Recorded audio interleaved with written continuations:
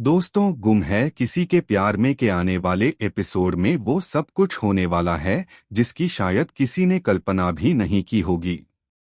एक ऐसा तूफान उठने वाला है जो केवल रस्मों या रिश्तों तक सीमित नहीं रहेगा, बल्कि इस बार बात इज्जत की होगी, परिवार की प्रतिष्ठा की होगी और एक बहू के आत्मसम्मान की भी होगी। कहानी की शुरुआत होती है तेजस्विनी की गोद भराई की रस्म से। पूरा घर सजाया गया है जैसे कोई सपना हकीकत बन गया हो। हर कोना रोशनियों से जगमगा रहा है, ढोलनगाड़ों की गूंज है, लोग मुस्कुरा रहे हैं और मेहमानों का स्वागत पूरे दिल से किया जा रहा है। लेकिन तभी एक ऐसी मेहमान की एंट्री होती है जिसे देखकर लीना का खून खौल उठता है। जी हाँ, जूही अपने परिवार के साथ जैसे ही वहां आती है, लीना के चेहरे पर गुस्सा साफ नजर आने लगता है। यह गुस्सा कोई आम गुस्सा नहीं था, यह तो वह ज्वाला थी जो दिल में कब से सुलग रही थी और आज बाहर आ गई। लीना की नजर जैसे ही जूही पर पड़ती है, वह फौरन अपनी जगह से उठती है, किसी की परवाह किए बिना उसके पास जाकर सीधे बोल पड़ती है, अगर मेरे बेटे से शादी नहीं करनी थी तो साफ कह देती, जूही। लेकिन नहीं, तुमने तो खेल खेला और मेरा बेटा उस खेल का शिकार बन गया। जूही चुपचाप खड़ी रहती है, वह जानती है कि इस वक्त कुछ भी कहना आग में घी डालने जैसा होगा। लेकिन लीना कहाँ रुकने वाली थी।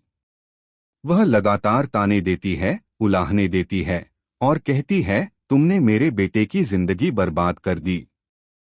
अब तक चुप रहने वाली जूही आखिरकार बोल पड़ती है, नील और तेजस्विनी एक दूसरे से प्यार करते हैं आंटी, और मैं उस प्यार के बीच रुकावट नहीं बनना चाहती थी। मैंने वही किया जो मुझे सही लगा।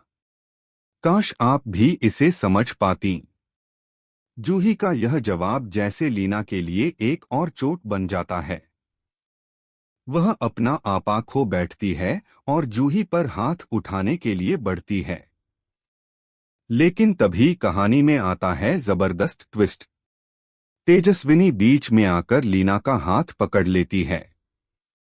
पूरा माहौल एकदम सन्नाटे में बदल जाता है। तेजस्विनी की आवाज पूरे हॉल में गूंजती है, आपको कोई हक नहीं बनता मेरी बहन पर हाथ उठाने का। अब तक मैं चुप रही, सब सहा, लेकिन अब नहीं।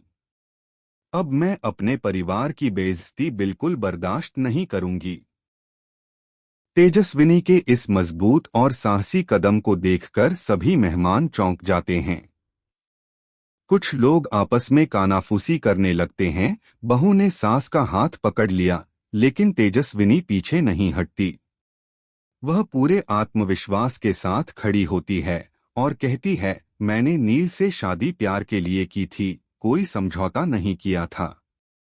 मैं यह रिश्ता इसलिए नहीं निभा रही कि मेरे अपने लोग अपमानित हों। उसी वक्त नील भी तेजस्विनी के पास आ जाता है। वह सबके सामने खड़े होकर कहता है, तेजस्विनी बिल्कुल सही कह रही है। अगर कोई मेरे ससुराल वालों की बेइज्जती करेगा, चाहे वह मेरी माँ ही क्यों ना हो, मैं चुप नहीं रहूंगा। अब यहाँ से असली कहानी की शुरुआत होती है। एक तरफ है तेजस्विनी जो अपने सम्मान